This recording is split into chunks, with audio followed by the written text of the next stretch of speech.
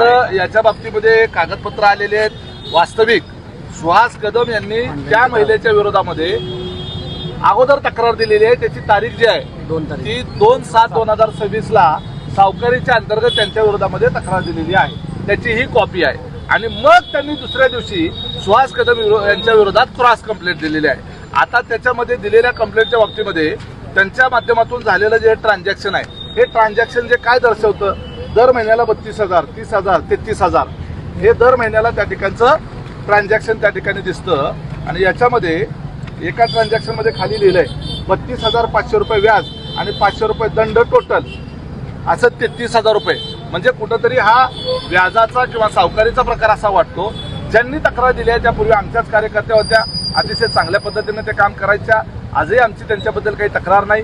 कुणीतरी त्यांना फितवलं असू शकतं, कुणीतरी त्यांचा गैरसमज केला असू शकतो। निश्चितपणे त्यांच्याशी चर्चा करता येईल। आम्हाला त्या ठिकाणी ते हा मुद्दा आणि याची कुठेही सांगडा असायचं काही कारण नाही असं वाटतं। दादा, तुमच्याच पक्षाच्या कार्यकर्त्यांनी तुमच्याच पक्षाच्या कार्यकर्त्याकडून जे आहे ते पैसे व्याजाने घेणे आणि त्याचं व्याज परत भरणे ही कितपत कायदेशीर प्रक्रिया वाटते तुम्हाला? कायद्याच्या भाषेत हे योग्य आहे का? हे पहा, हे आज अनेक ठिकाणी एकमेकांना मदत करणं, एकमेकांकडून उसने पैसे घेणं, एकमेकांना आजच्या आर्थिक अडचणीत मदत करणं हे चालू असतं। हे नित्य पातळीवरचे काही of the record, on the record असे व्यवहार चालू असतात। आपण सगळ्याच्या खोलात जात बसलो तर विषय डायव्हर्ट होईल। मुद्दा हा जो आहे तो सोलापूर शहरातल्या अवैध व्यवसायाच्या संदर्भातला आहे।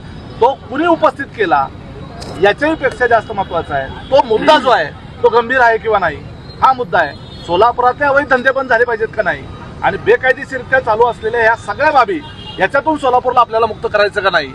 तुम्ही सुद्धा सोलापूरकर म्हणून आणि मी सोलापूरकर म्हणून हा तुमच्या आमच्यासाठी आणि तुमच्या आमच्या कुटुंबासाठी आणि आमच्या तरुण पिढीसाठी आणि आमच्या भविष्यासाठी हा मुद्दा महत्वाचा आहे का नाही, हा खरा